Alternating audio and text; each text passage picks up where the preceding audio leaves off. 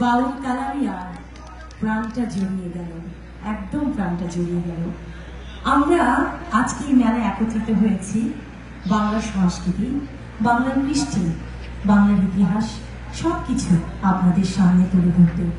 বাংলার রং, বাংলার মানুষ, বাংলার গন্ধ সবকিছু মিলেমিশে একাকার আজকে আমাদের এই পথমেলা। Golden age home care presents উৎসব আমাদের এই পথমেলায় 2025-এ আবারও সবাইকে আমরা জানাচ্ছি সাদর নিমন্ত্রণ।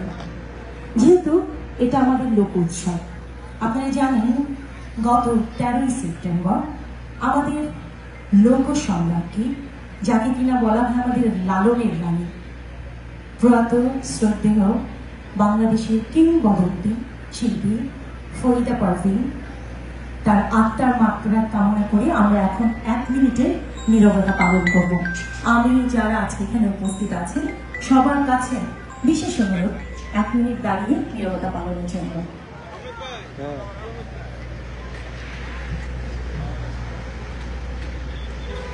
হ্যাঁ, ওকে।